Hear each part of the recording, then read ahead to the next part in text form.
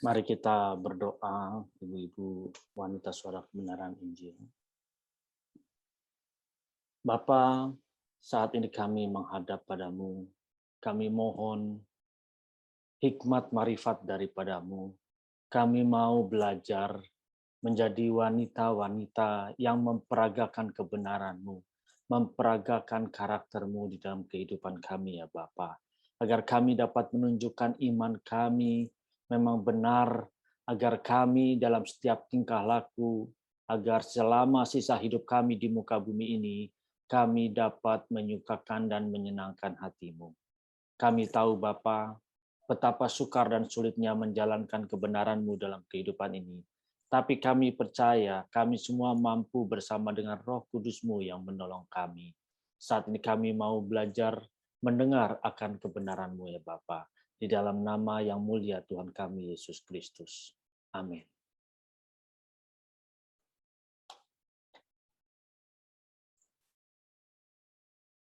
Shalom ibu-ibu wanita suara kebenaran Injil. Tema hari ini seperti yang sudah diketahui, tetap mengasihi walau sakit hati. Tema yang tidak mudah, tema yang rasanya sulit untuk kita jalani, tetapi bukan berarti tidak bisa.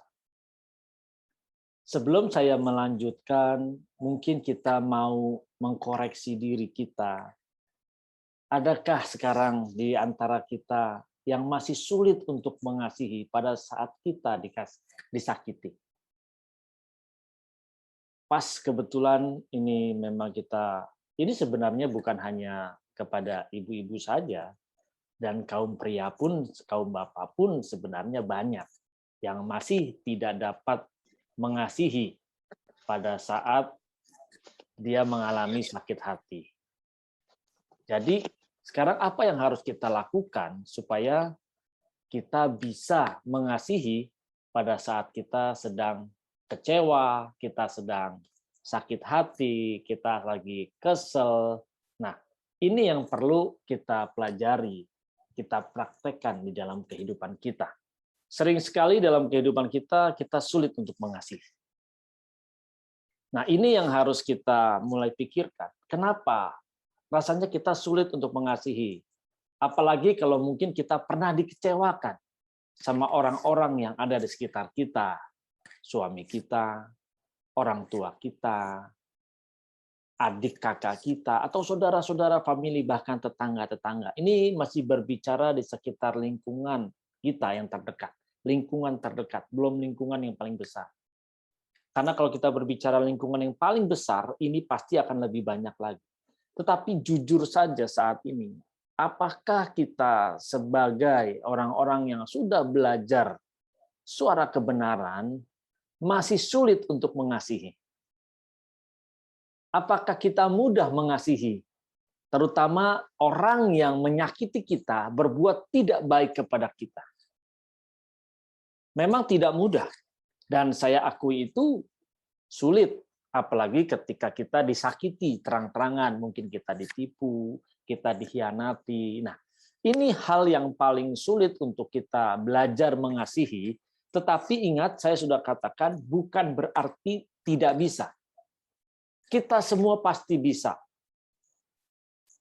Nah, nanti kita akan belajar bagaimana caranya sesungguhnya sebagai wanita, jangan sampai kita dirugikan, apalagi wanita suara kebenaran, yang kita sudah mendengar, belajar kebenaran yang murni, seharusnya kita lebih tough, kita lebih kuat, kita lebih mampu bagaimana menghadapi hal-hal seperti ini.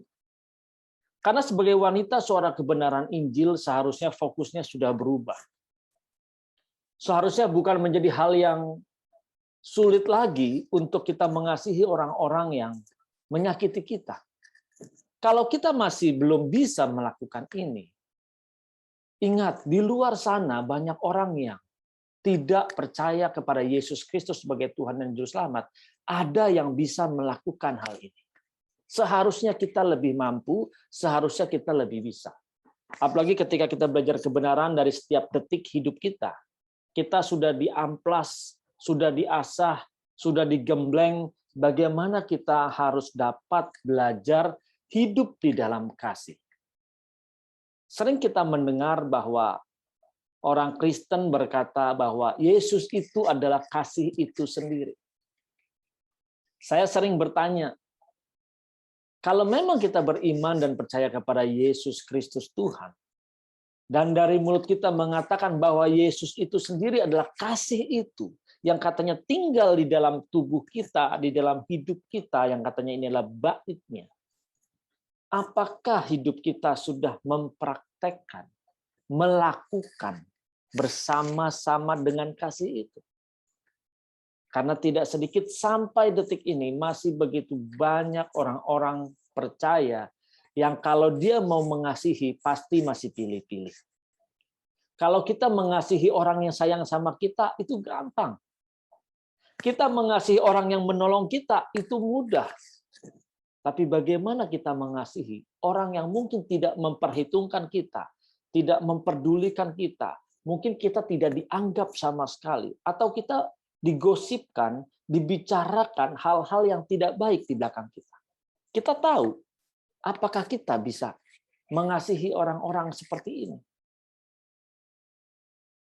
Saya mengajak ibu-ibu semua di sini, para wanita suara kebenaran Injil, ayo kita mengkoreksi selagi kita masih bernafas.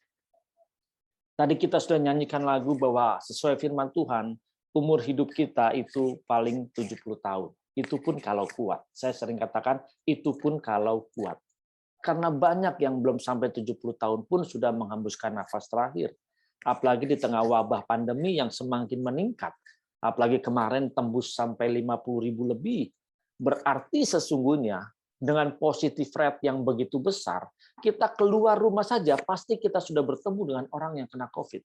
Kita pergi mungkin ke Indomaret, di sana ada 10 orang. 5 orang itu perhitungannya pasti sudah ada yang COVID. Dan kita tidak tahu. Ini fakta dan realita. Jadi ayo sekarang bagaimana kita bisa mempraktekkan kebenaran, kita hidup di dalam kasih Tuhan setiap detik hidup kita. Hal yang membuat kita tidak bisa, karena kita merasa selalu disakiti. Apalagi kalau ada orang terdekat kita yang kita percaya, yang kita sayang, lalu dia melukai hati kita. Rasanya sakit banget.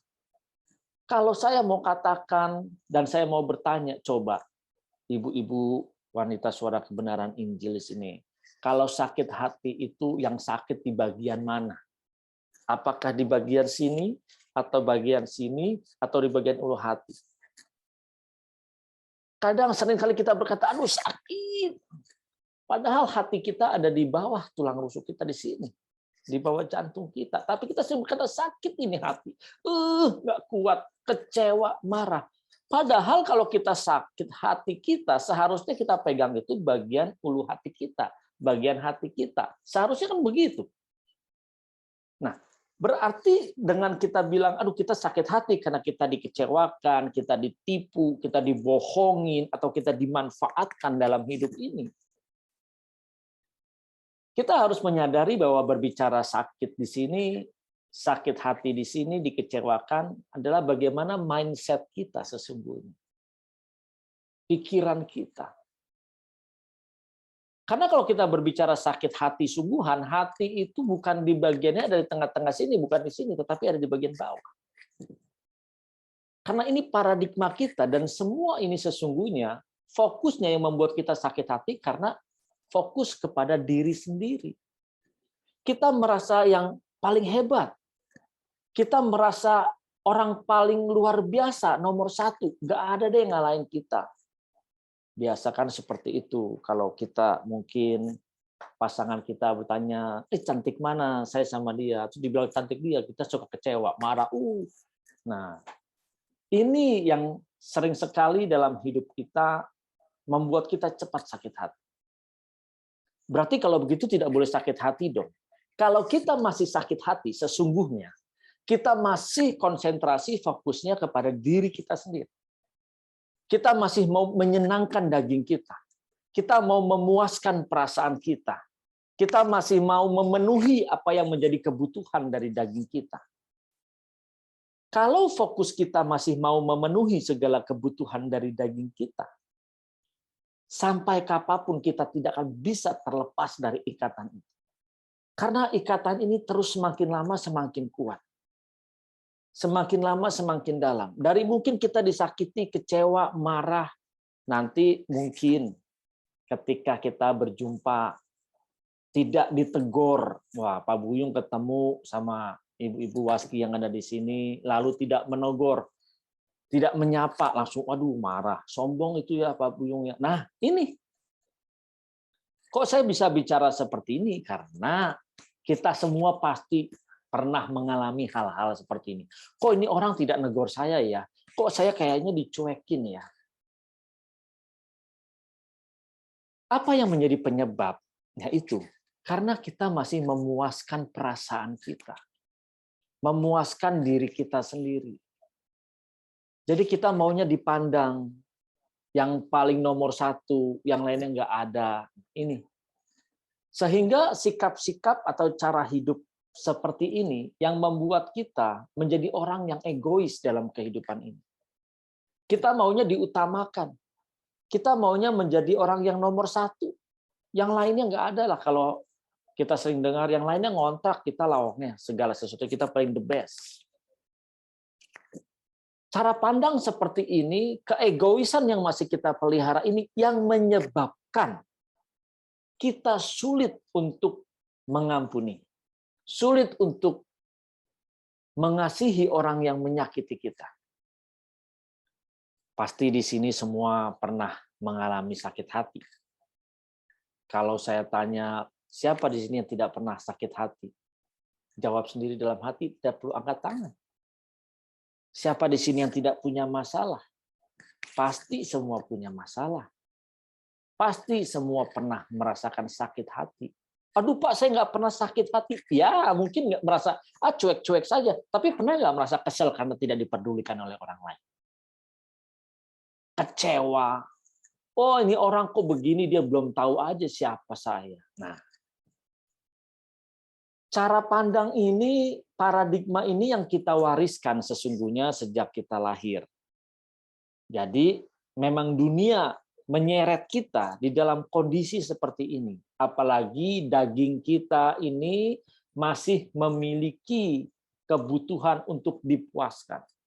Semakin kita kasih makan daging ini, semakin dia terus menggerogoti hidup kita. Semakin dikasih makan yang enak-enak, semakin dalam lagi dia menggerogoti hidup kita. Ya, seperti sering kita dengar pertanyaan, kalau anjing hitam dan anjing putih kita adu, yang menang yang mana? Yang menang jelas yang makannya banyak. Dia semakin kuat. Jadi sekarang lebih menang mana? Daging kita sama roh kita. Yang mana yang kita lebih banyak kasih makan? Kalau kita lebih banyak kasih makan daging kita, perasaan kita, dikit-dikit kecewa, dikit-dikit marah, dikit-dikit menggerutu. Rugi. Kalau kita masih menerapkan seperti itu rugi. Coba deh, orang yang sering sekali merasa dikecewakan, sakit hati, iri hati, ini rasa sakit hati ini yang kita pendam, kita simpen, nggak mau ketemu, nggak mau negor, nggak mau mengampuni, ini kita hidupnya tidak jauh-jauh dari yang namanya kanker tumor. Tidak jauh-jauh, karena itu menimbulkan kepahitan di dalam diri kita, kekecewaan. Jadi kita harus belajar bagaimana untuk mengampuni setiap saat. Sulit, Pak. Betul sulit. Saya pun merasakan sulit, tapi kita harus belajar. Saya pernah ketika bertugas di kantor, saya dipromosikan pindah ke sebuah kantor cabang di daerah lain dan dipromosikan ke suatu jabatan tertentu. Tetapi ketika saya sampai di sana, di tempat itu, saya bukan diposisikan di jabatan yang ditawarkan itu. Saya justru ditaruh di tempat yang mungkin tidak mengenakan. Buat orang-orang ya itu mah rendahan. Saya kesel, saya marah, saya kecewa. Apa yang saya lakukan? Saya ketika ingat, ketika marah, ketika sakit hati muncul, saya masuk ke dalam kamar mandi. Ini di office, di kantor. Saya masuk ke dalam kamar mandi, saya menangis di sana. Saya bilang, Tuhan, kenapa kok anak Tuhan seperti ini nasibnya? Kenapa harus sampai mengalami politik kantor seperti ini? Begitu kejam, begitu sadis. Tapi ingat firman Tuhan, bahwa Allah turut bekerja dalam segala sesuatu untuk mendatangkan kebaikan bagi setiap orang yang mengasihi Dia. Saya pernah akhirnya melewati masa ini, nangis di dalam, orang nggak ada yang tahu, saya diam-diam masuk kamar mandi, lama duduk, kloset tutup, duduk diam, kadang nangis sendiri, kenapa begini? Mau memberontak nggak mungkin. Lalu apa yang waktu itu menjadi jalan untuk bisa keluar dari rasa sakit hati itu, sehingga bisa mengampuni semuanya? Yang saya lakukan ketika saya ingat, ini sakit, ini kecewa, hanya bilang, Tuhan, ampunilah mereka. Aku mengampuni mereka, Tuhan. Dan yang saya rasakan ketika saya berkata, Tuhan, aku mengampuni dia, aku memaafkan dia, seperti ada suatu beban yang diangkat, yang keluar secara perlahan, tidak sekaligus memang. Tidak langsung berkata, oh hari ini kita bebas, kita merdeka. Tidak. Tetapi terus berjalan, bertahap. Berapa lama? Saya lupa berapa lama. Tetapi pada akhirnya, saya tidak pernah lagi itu merasakan sakit hati karena peristiwa itu. Tetapi sakit hati karena peristiwa yang lain, ada lagi. Tuhan proses kita. Tetap Tuhan proses kita. Mungkin dari pasangan kita, saudara kita, teman-teman kita, banyak. Dan Tuhan mengajarkan kepada kita bagaimana kita tidak egois di sini. Kita harus belajar bagaimana mengutamakan hati dan perasaan Tuhan sesungguhnya. Di dalam firman Tuhan Matius 24 ayat 12 dikatakan, dan karena makin bertambahnya kedurhakaan, maka kasih kebanyakan orang akan menjadi dingin. Tetapi orang yang bertahan sampai pada kesudahannya akan selamat. Perhatikan firman Tuhan di sini, jelas dikatakan karena makin bertambahnya kedurhakaan.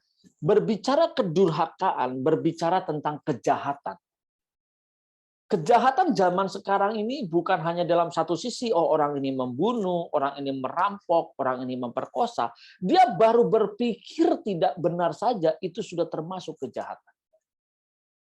Ketika kita melihat orang ini, oh orang ini nggak cocoklah sama kita berteman, kita sudah berpikir tidak tepat. Berbicara dosa, karena berbicara ketidaktepatan. Jadi ibu-ibu, ketika kita punya cara berpikir yang masih mungkin membeda-bedakan orang, menjelek-jelekan orang, kita masih tidak tepat di hati dan perasaan Bapa. Berbicara kedurhakaan, begitu banyak area-area yang kita lakukan tanpa kita sadari. Kita merasa, kita benar kok, nggak salah. Padahal justru kita melakukan kesalahan. Ingat peristiwa ketika mungkin begitu banyak orang menyesat-nyesatkan gereja kita, Bapak Gembala senior kita. Ketika begitu banyak orang menyesat-nyesatkan, apalagi itu orang Kristen sendiri, sesungguhnya pada saat itu dia sedang menunjukkan bahwa sendiri yang tidak benar. Orang yang tidak percaya Yesus Kristus sebagai Tuhan dan Juru Selamat saja tahu orang yang menyesat-nyesatkan dan berpikir yang tidak benar itu sesungguhnya dia yang tidak benar. Sekarang kita tidak memandang ke sana, tetapi bagaimana dari sisi kita yang menjadi korban di sini. Kita menjadi korban dari posisi yang tidak mengenakan. Kejahatan ini kan tadi saya sudah katakan bukan hanya dari kita melakukan tindakan kriminal, tetapi dari kita berpikir, kita melihat hal yang tidak pantas, ini bisa menjadi kejahatan. Kita mendengar gosip-gosip yang tidak menyenangkan hati Bapa, ini kejahatan. Apalagi kalau kita mengatakan perkataan-perkataan yang mendukakan hati Bapa. Wah, itu sangat membuat dia terluka, kita menyakiti hatinya. Jadi kita harus bisa mengerti sekarang kejahatan itu bisa terjadi karena banyak hal yang tidak tepat di dalam kehidupan kita. Dan kejahatan-kejahatan ini terus bermultiplikasi. Dikatakan firman Tuhan bertambahnya kedurhakaan. Sebenarnya di sini maksudnya adalah bermultiplikasi. Apalagi di tengah situasi seperti saat ini, pandemi COVID yang begitu luar biasa meningkat. Lihat, banyak orang menimbun obat-obatan yang padahal seharusnya ini bisa digunakan untuk menolong orang lain. Itu sudah kejahatan. Ketika kita mungkin tidak peduli dengan kiri kanan kita, dia terpapar, kita justru mengucilkan, ini kejahatan. Karena kita harus belajar bagaimana mempraktekkan kasih Tuhan di dalam kehidupan kita. Ingat, kedurhakaan atau kejahatan itu bermultiplikasi. Kalau multiplikasi itu dia berkelipatan. Kalau bertambah-tambah 1 tambah 1 2 tambah 1 3 tambah 1 4. Tapi kalau bermultiplikasi, 1 bermultiplikasi jadi 2, 2 bermultiplikasi jadi 4, 4 bermultiplikasi jadi 16, 16 bermultiplikasi terus, semakin lama semakin banyak, semakin menyebar, semakin menyebar. Nah, itu berbicara tentang kejahatan atau berbicara tentang ketidaktepatan. Makanya kita harus belajar untuk berhati-hati dalam segala aspek seluruh panca indera kita. Pasti kalau saya tanya ibu-ibu waski di sini mau dong masuk langit baru bumi yang baru. Nah, kalau mau, ayo berjuang. Jangan sampai justru kejahatan itu yang bermultiplikasi lebih banyak. Kita harus memperjuangkan kehidupan atau karakter Kristus di dalam diri kita yang terus bermultiplikasi. Perbanyak karakter Kristus yang bermultiplikasi di dalam kehidupan kita. Jangan biarkan kejahatan yang bermultiplikasi. Berawal dari mana? Cara berpikir kita. Mungkin ada orang yang tidak baik, atau orang itu jahat sekalipun, tetap kita jaga pikiran kita. Ya mungkin dia lagi butuh, dia lagi ada kepepet, ada keperluan, atau apapun itu. Kita tetap jaga pikiran kita. Saya sering mengatakan begini, Bapak, ibu-ibu waski semua pasti pernah tahu yang namanya telur ayam kampung ya. Di sini pastikan pernah masak semuanya gitu ya, telur ayam kampung. Telur ayam kampung begitu dia dikeluarkan oleh ayam betina kan harus dirami. Berapa lama tuh? 30 hari atau 24 hari dirami gitu ya. Tujuannya buat apa? Tujuannya supaya telur ini kan hangat, dirami terus, dia jadi dari posisi suhu yang terus hangat, sehingga pada suatu saat, tepat di usianya, di umurnya telur ini, dia akan menetaskan anak ayam. Sadar tidak di dalam kehidupan kita, kalau kita mengerami pikiran-pikiran yang jahat, kita kesel sama si A, kita kesel sama si B, kita rami, sering sekali kita berpikir, dia tukang bohong, dia nipu kita, dia mulutnya aja yang cerewet. Dirami terus, percaya deh, ada pada saat waktunya, pikiran-pikiran yang kita rami ini akan melahirkan atau menetaskan perilaku-perilaku yang mendukakan hati Bapa di surga. Jadi bagaimana supaya kita tidak mendukakan Dia? Ayo rami pikiran-pikiran Kristus, pikiran-pikiran yang di surga, yang benar, yang baik, yang sesuai dengan kebenaran. Kita rami sehingga pada saat umurnya siap, dia akan menetaskan justru perilaku-perilaku yang menyukakan dan menyenangkan hati Bapa di surga. Kita harus berjuang memultiplikasikan karakter Kristus di dalam kehidupan kita. Mungkin banyak orang menyerang kita, menyakiti kita, mengecewakan kita. Bertahan. Tadi firman Tuhan katakan, yang dapat bertahan. Sakit hati, ya memang sakit hati. Ketika kita disakiti, ingat, jangan kita membalas sedikit pun. Ketika kita membalaskan mungkin dengan perkataan saja, kita sudah bersalah di hadapan Bapa. Kita tidak tepat. Ayo kita bertahan. Mungkin rasanya sakit, tidak mengenakan. Betul. Nggak apa-apa, kita sakit hati sekarang, kita kecewa sekarang. Paling berapa lama? 70 tahun, kalau kita kuat. Begitu banyak teman-teman saya, usia 40 tahun, 35 tahun sudah meninggal. Saya sering katakan kepada teman-teman saya, bahkan ketika saya di kantor pun ada gempa luar biasa waktu itu hebat, mereka semua lari kocar-kacir, cuma saya yang duduk di kursi. Sampai mereka bilang, cuma satu ini orang nih. Orang semua gempa, lari-lari, ini duduk. Saya bilang, mau ngapain? Saya bilang, kantor saya lantai 12, saya turun sampai bawah, Kalau itu gempa berkelanjutan, saya mati juga sampai bawah, saya bilang gitu. Ya udah saya di atas aja, saya bilang. Toh juga pasti mati-mati juga. Kalau mau lari, saya bilang saya larinya ke atas. Nah, di sini kita belajar bagaimana bertahan dari rasa sakit hati yang kita miliki. Kekecewaan. Perilaku-perilaku yang mungkin tidak mengenakan. Tapi kan rugi dong kalau kita bertahan terus. Ya, kalau kita berbicara untung rugi, sekarang apa untungnya dengan kita melawan? Apa untungnya kita membalaskan kejahatan dari orang tersebut? Sesungguhnya ketika kita membalaskan orang yang berlaku jahat kepada kita, sebenarnya kita lebih jahat daripada orang itu. Kenapa? Karena kita sudah mengerti akan kebenaran firman Tuhan, tetapi kita tidak mempraktekannya. Kita tidak melakukannya dalam kehidupan kita. Memang tidak enak, tapi ayo bertahan. Terus pasti Roh Kudus memampukan kita. Hari ini kita bertahan, berhasil. Besok ada lagi, bertahan terus. Mungkin besokannya kita gugur, jatuh. Kita jatuh nggak bisa bertahan, bangkit, bertahan lagi terus. Sampai akhirnya menjadi habit dalam kehidupan kita. Ketika orang nyakitin kita, nggak sakit hati, dia aja kali sakit hati. Saya nggak merasakan sakit hati, karena fokusnya bukan diri sendiri. Kita fokusnya memandang pikiran dan perasaan Tuhan. Kita belajar di sini. Jadi untuk ibu-ibu waski di sini pasti masih ada yang menyimpan rasa sakit hati, rasa kecewa. Kebetulan saya dari kecil memang diajarkan sama papa mama saya begini. Jangan pernah ingat kesalahan orang lain kepada kita. Tapi ingatlah kebaikan orang lain itu yang dia lakukan kepada kita. Ini yang selalu dari kecil saya ditanamkan seperti itu. Jangan pernah juga kita selalu mengingat-ingat kebaikan yang kita lakukan kepada orang lain. Tetapi ingatlah pelanggaran kesalahan yang kita lakukan supaya kita perbaiki terus dari hari demi hari. Ini yang sering sekali ditanamkan. Bahkan mungkin kita harus, kalau firman Tuhan katakan, kita harus menjadi seperti anak kecil. Kenapa? Coba perhatikan. Anak kecil ketika dia berantem, dia marah, dia gigit-gigitan, dia jambak-jambakan, kan begitu dia. Nah, kalau yang perempuan dulu kan jambak-jambakan, kalau yang cowok mungkin tonjok-tonjokan gitu kan.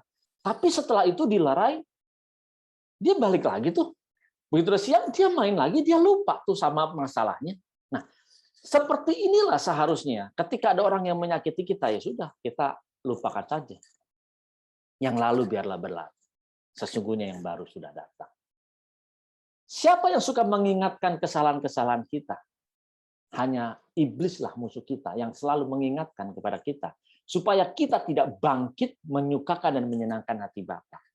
Jadi kalau masih ada di antara kita yang mengingatkan terus kesalahan orang lain, mengucapkannya terus berulang-ulang, dulu kamu begini, dulu kamu begitu, kamu suka begini, kamu suka begitu. Berarti kita yang selalu membangkit-bangkitkan, mengucapkan kembali, apa bedanya kita sama iblis tadi itu?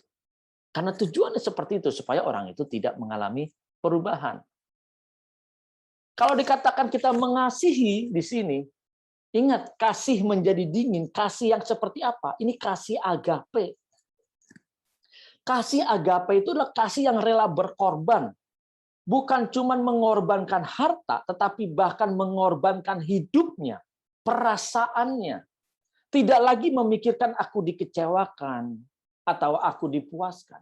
Karena dia rela korbankan. Ya sudah, kalau memang saya sakit hati tapi kamu senang, silahkan. Yang penting aku menyukakan dan menyenangkan hati Bapa di surga. Ibu-ibu, hal ini memang tidak mudah untuk kita praktikkan. Tetapi ingat, ayo kita kembangkan kasih itu terus bermultiplikasi dalam segala aspek.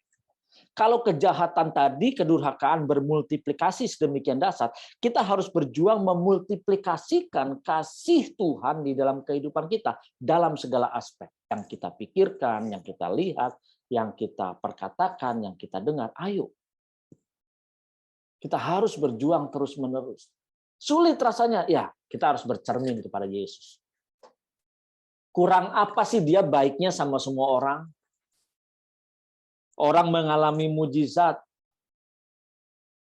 tetapi dia dikhianati oleh murid-muridnya sendiri. Ketika dia diadili, ketika dia disiksa, dia justru tidak membalaskan semuanya itu. Bisa nggak dia membalas? Bisa, tetapi dia tidak melakukan itu.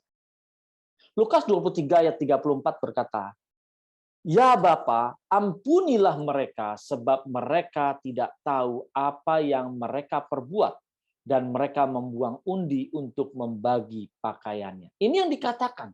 Ketika dia di atas kayu salib, di ujung maut dia berkata, "Ya Bapa, ampunilah mereka sebab mereka tidak tahu apa yang mereka perbuat." Maksudnya tidak tahu yang mereka perbuat ini bukan dalam hal penyiksaannya, tetapi dia tidak tahu bahwa ini akan membawa dampak di dalam kehidupan kekekalan nanti.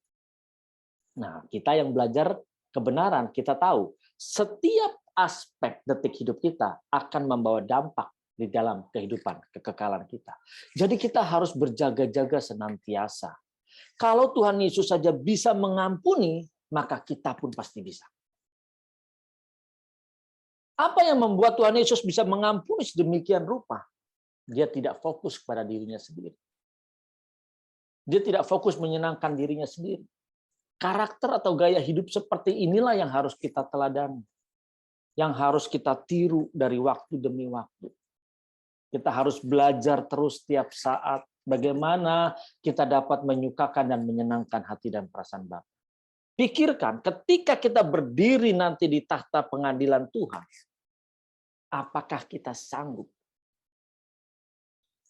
Ibu-ibu, ketika kita melakukan kesalahan, kita tahu kita bersalah, dan ketahuan kita bersalah, kita tidak bisa berkata apa-apa. Bukti, fakta otentik menyatakan kita bersalah, karena memang kita bersalah. Kita pasti hanya terdiam. Ya udah, mau diapain, salah. Ya udah, minta maaf, ya udah, salah, saya salah. Ketika kita berdiri di hadapan tahta pengadilan Tuhan, sudah tidak lagi perlu pakai bukti otentik, kita sudah merasakan sendiri kenajisan dalam hidup kita. Karena hanya orang-orang yang hidupnya dalam kesucian dan kekudusan Bapa, dia sanggup berdiri di hadapan tahta pengadilan Tuhan. Tapi kalau kita tidak hidup di dalam kesucian dan kekudusan yang diinginkan itu, kita tidak mampu bertahan berdiri. Jadi sekarang ini, ayo kita mulai belajar terus. Jangan sampai ada hal-hal yang menyimpang dalam kehidupan kita. Kita harus belajar terus. Kalau ada orang yang menyakiti kita, ya sudah, mau diapain lagi? Ingatlah, kita memang awalnya orang yang bersalah. Dulu kita orang yang banyak melakukan kesalahan, kita belum tahu kebenaran, kita suka semaunya sendiri. Sekarang sudah tahu kebenaran. Ketika kita disakiti, ya udah. Rasanya sulit kan? Nah, belajar. Kita harus sering sekali merenungkan kalau kita salah, ketahuan, ya udah. Kita tidak bisa berkata apa-apa. Tapi masalahnya sekarang kita tidak salah. Tetapi kita selalu diperkatakan yang salah. Ingat yang tadi saya katakan. Iblis selalu mengingatkan kepada kita untuk kita tidak maju dan bertumbuh di dalam menyukakan dan menyenangkan hati Bapa. Jadi ayo kita berjuang. Disinilah yang memampukan kita dapat mengasihi walaupun orang itu menyakiti kita. Memang tidak enak, tapi belajar melupakan. Jangan pernah mengingat kesalahan orang lain. Ibu-ibu waski di sini pasti tidak mau dong kesalahannya diingat-ingat, lalu dikatakan, oh kamu dulu begini, kamu sukanya begini. Kan kita kesel. Tapi kita sekarang yang pikirkan adalah hidup kita sekarang dan ke depan. Karena Tuhan maunya kita fokus hidup kita hari ini dan ke depan kita mau menjadi seperti apa. Dengan kebenaran ini, ayo kita terus berjuang, kita belajar. Kalau masih ada rasa sakit hati saat ini yang kita simpan, kekecewaan, kemarahan, belajar untuk melepaskan pengampunan. Katakan, ya Bapak, aku mau mengampuni. Aku ampuni orang tersebut. Katakan dalam hati setiap saat. Praktekkan itu. Pasti bisa. Tidak mungkin tidak bisa, karena Roh Kudus akan memampukan kita. Daripada kita pikirkan seperti tadi telur yang dirami, kita mikirin orang ini begini, begitu, akhirnya kita melakukan kejahatan. Kejahatan dalam hal sepele apa? Kita mungkin mencibirkan. Kita mungkin meremehkan. Kita mungkin mengasingkan, menyingkirkan dia. Itu sudah melakukan kejahatan. Tetapi justru kalau kita memikirkan hal-hal yang baik, orang itu bersalah, ya udah, kita juga dulu orang bersalah, kita diampuni oleh Tuhan, ya udah, lepaskan pengampunan. Kalau kita tidak mau mengampuni orang lain, kita tidak layak untuk menghampiri hadirat Tuhan. Bereskan dulu segala permasalahan kita kepada sesama kita, baru kita bisa menghadap kepada Bapa di surga dengan hati yang bersih. Amin. Mari kita berdoa untuk menutup kebenaran ini. Terima kasih Bapa untuk kebenaran-Mu. Kami bersyukur diingatkan akan kebenaran-Mu ini. Kami sadar begitu banyak rasa sakit hati yang masih ada, yang masih kami simpan. Tetapi Engkau mengizinkan semuanya terjadi, karena semuanya itu untuk mendatangkan kebaikan bagi setiap kami. Bapa, ampuni kami, layakkan kami di hadapan-Mu saat ini. Mampukan kami bersama dengan Roh Kudus-Mu, agar kami dapat melakukan kebenaran ini. Di dalam nama yang mulia Tuhan kami, Yesus Kristus. Amin.